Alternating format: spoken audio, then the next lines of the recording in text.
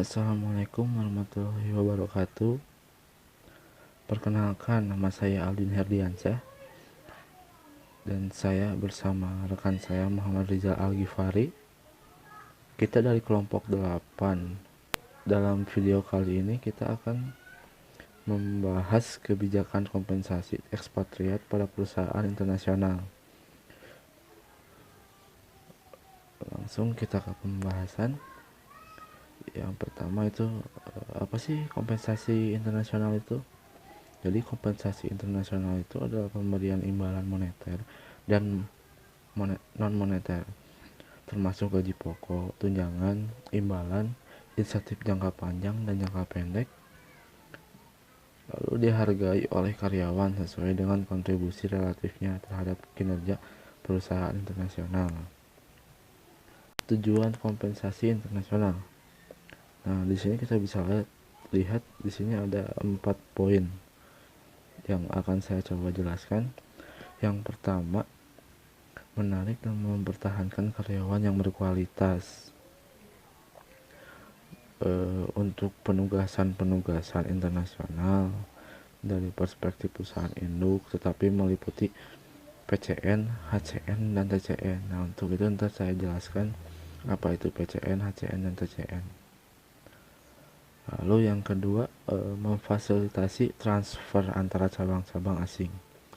Nah, antara cabang-cabang asing dan perusahaan induk biasanya itu kantor pusat ya, dan antara perusahaan induk dan lokasi-lokasi asing. Nah, seperti itu. Lalu yang ketiga ada menetapkan dan memelihara suatu hubungan. Nah, suatu hubungan yang konsisten itu dan layak antara kompensasi para karyawan dari semua cabang, baik di negara asal maupun di luar negeri. Lalu yang keempat ada memelihara kompensasi yang layak. Yang layak dalam kaitannya itu dengan praktik-praktik para pesaing, sekalipun belum meminimasi biaya-biaya pada tingkatan yang memungkinkan. Kita lanjut. Nah, di sini ada jenis-jenis karyawan dalam perusahaan internasional. Di sini ada tenaga lokal, ekspatriat, terus tenaga kerja negara ketiga. Nah, di sini saya akan mencoba menjelaskan yang tadi apa itu HCN, PCN, dan TCN. Yang pertama saya akan menjelaskan lebih dahulu tenaga lokal, yang bisa disebut juga sebagai host country nasional, itu HCN ya. Jadi tenaga kerja lokal itu tenaga kerja yang bekerja di wilayah negara kebangsaannya, tetapi perusahaan tersebut memiliki negara asing. Jadi kurang lebih seperti itu. Lanjut, yang kedua ada ekspatriat, parent country nasional, atau bisa kita sebut PCN ya. Jadi ekspatriat adalah tenaga kerja yang bekerja di suatu negara di mana dia bukan warga dari negara tersebut, melainkan warga negara yang berasal dari kantor pusat perusahaan tempat karyawan tersebut bekerja. Jadi seperti itu. Lalu yang ketiga ada tenaga kerja negara ketiga. Nah, ini third country national, atau bisa disebut dengan TCN. Jadi warga negara yang bekerja di suatu negara yang bekerja di negara lain dikaryakan oleh organisasi yang berkantor pusat di negara ketiga, seperti itu. Lalu, nah di sini ada program kompensasi internasional. Yang pertama itu ada gaji pokok. Nah, istilah gaji pokok mendapat suatu arti yang berbeda ketika para karyawan bertugas di luar negeri. Dalam suatu konteks domestik, gaji pokok menunjukkan jumlah kompensasi tunai yang berfungsi sebagai patokan unsur-unsur kompensasi lainnya seperti bonus-bonus, terus tunjangan-tunjangan, dan lain-lainnya. Terus untuk para ekspatriat, gaji pokok itu merupakan komponen utama suatu paket penghargaan Banyak di antaranya dikaitkan secara langsung pada gaji pokok, misalnya itu premi pelayanan, terus atau jasa asing, terus tunjangan biaya hidup, terus tunjangan perumahan seperti itu, dan juga merupakan dasar untuk tunjangan-tunjangan dalam pekerjaan jasa dan kontribusi-kontribusi pensiun. Jadi gaji pokok dapat dibayarkan dalam mata uang negara asal atau negara setempat. Seperti itu untuk gaji pokok. Lalu lanjut yang kedua, ada imbalan bekerja di negara asing. Nah, di sini para karyawan yang berasal dari negara induk atau PCN sering menerima suatu premi gaji, salary premium bisa disebut juga seperti itu, sebagai suatu imbalan atau menerima suatu penugasan asing atau sebagai kompensasi untuk kesukaran yang disebabkan oleh transfer. Dalam keadaan seperti ini harus dijelaskan definisi atau pengertian kesukaran, pemenuhan syarat untuk premi, jumlah dan waktu pembayaran. Adalah penting untuk dicatat bahwa pembayaran ini lebih umum dibayarkan kepada PCN daripada TCN. Imbalan seperti ini jika digunakan biasanya dibuat dalam bentuk suatu presentasi dari gaji, biasanya 5-40% dari gaji pokok. Terus pembayaran seperti ini berbeda tergantung pada penugasan, kesukaran aktual, konsekuensi pajak, dan lamanya penugasan. Selain itu, perbedaan-perbedaan dapat dipertimbangkan. Misalnya jam kerja di suatu negara tuan rumah dapat lebih panjang daripada negara asal, dan suatu perbedaan pembayaran dapat dibuat sebagai pengganti waktu lembur yang tidak biasanya dibayarkan kepada PCN atau TCN seperti itu.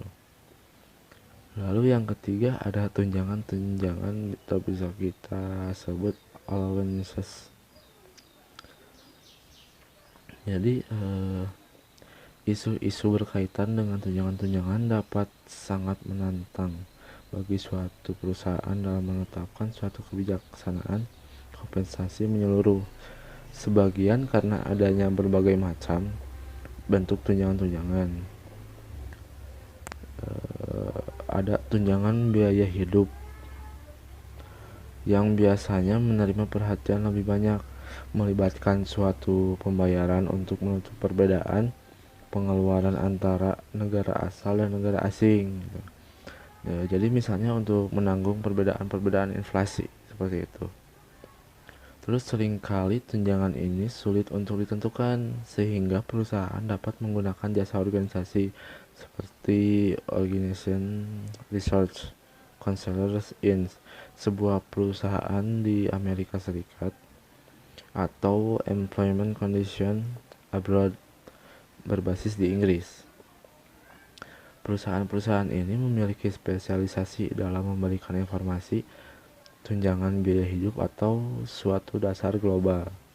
Biasanya, data yang diberikan kepada klien adalah data terkini. Tunjangan biaya hidup biasanya meliputi pembayaran untuk perumahan dan utilitas, pajak penghasilan pribadi, atau hal-hal yang dapat dipilih atau ditentukan dengan bebas. Seperti itu. Tunjangan relokasi biasanya meliputi biaya-biaya kepindahan, pengiriman, dan penyimpanan, biaya hidup sementara, hilangnya alat-alat rumah tangga atau pembelian mobil, dan uang muka atau biaya-biaya berkaitan dengan sewa. Terus tunjangan menyangkut penghasilan tambahan, mobil, terus keanggotaan klub, terus pembantu rumah tangga dan sebagainya. Dapat juga dipertimbangkan biasanya untuk posisi-posisi senior, tetapi hal ini berbeda sesuai dengan lokasi. Tunjangan-tunjangan ini seringkali tergantung pada kebijaksanaan dan praktik-praktik penyamaan pajak, baik di negara asal maupun negara tuan rumah. Seperti itu. Lalu yang keempat, program kesejahteraan atau benefits ya. Jadi pelaksanaan rencana-rencana program pensiun, penutupan biaya pengobatan, dan program kesejahteraan jaminan sosial sangat sulit untuk dinormalisasikan. Oleh karena itu, perusahaan-perusahaan perlu membahas banyak isu ketika mempertimbangkan program-program kesejahteraan ini. Selain program-program kesejahteraan yang sudah dibahas, perusahaan-perusahaan multinasional juga memberikan liburan-liburan dan cuti khusus, termasuk sebagai bagian liburan reguler karyawan. Cuti tahunan kembali ke negara asal biasanya menyediakan tiket pesawat terbang untuk para keluarga.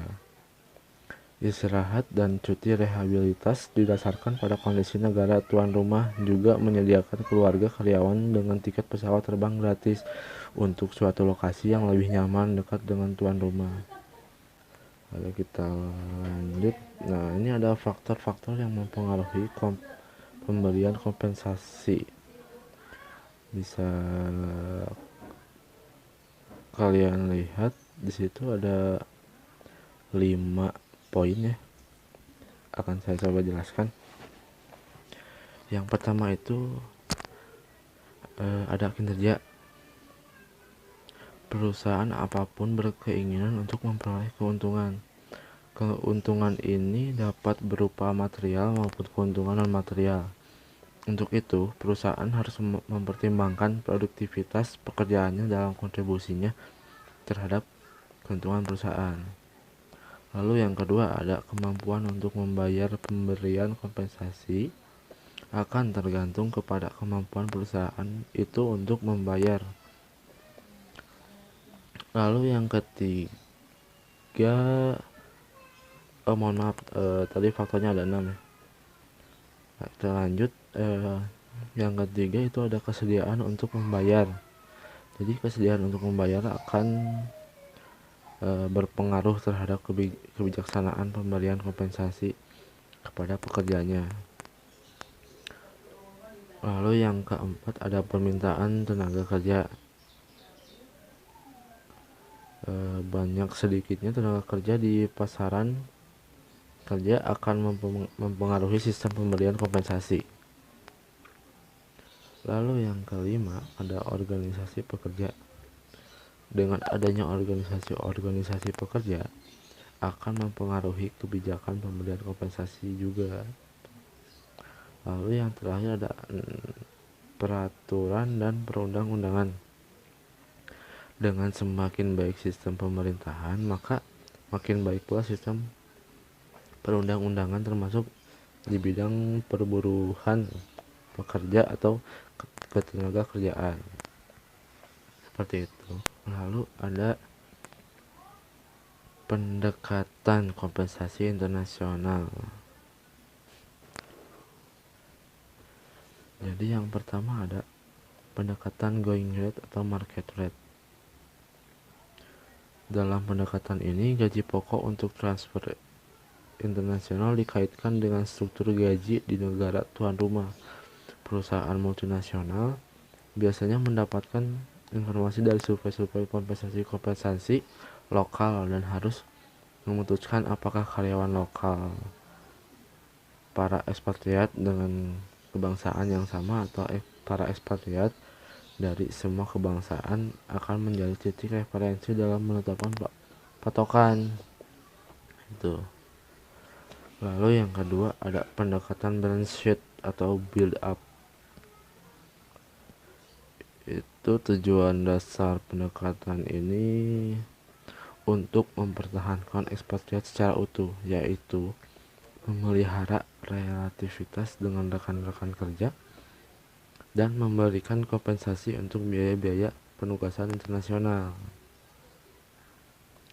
Lalu yang ketiga ada negosiasi.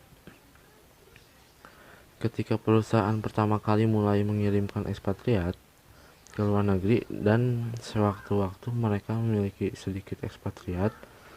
Pendekatan umum untuk menetapkan kompensasi dan tunjangan-tunjangan untuk para ekspatriat tersebut adalah merundingkan paket kompensasi terpisah, dan biasanya biayanya tuh unik untuk setiap individu ekspatriat. Pada awalnya pendekatan khusus ini sangat sederhana, dan dengan terbatasnya jumlah informasi yang tersedia tentang bagaimana merancang suatu sistem kompensasi untuk para ekspatriat dan banyaknya kompleksitas dalam suatu paket kompensasi seperti ini dibandingkan dengan kompensasi dan tunjangan-tunjangan domestik, adalah mudah untuk melihat mengapa para manajer SDM mengikuti pendekatan ini.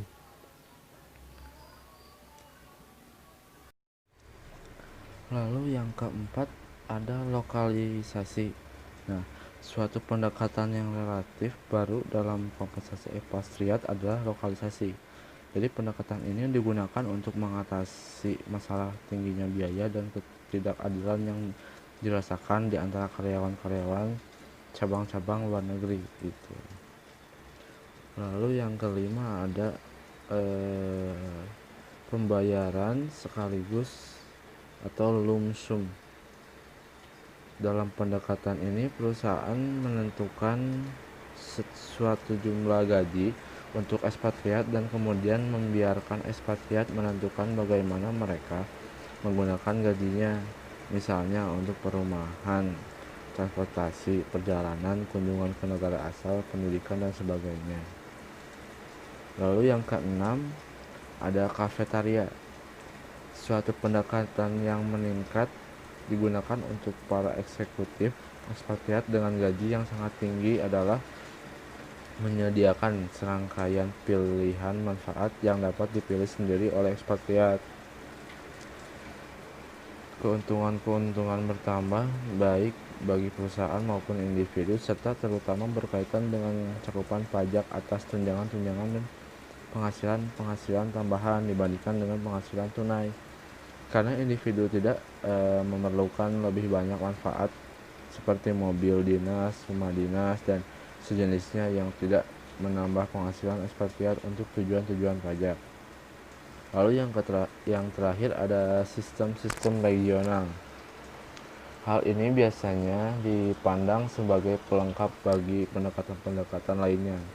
Dan apabila individu-individu seperti ini kemudian dipindahkan ke wilayah lainnya, gaji mereka akan ditransfer pada salah satu sistem-sistem lainnya seperti pendekatan balance sheet gitu.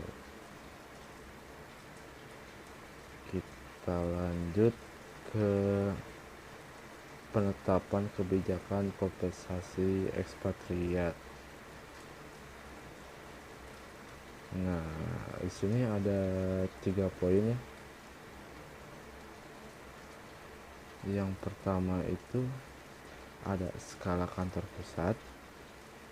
Lalu yang kedua ada kewarganegaraan. Yang ketiga ada global.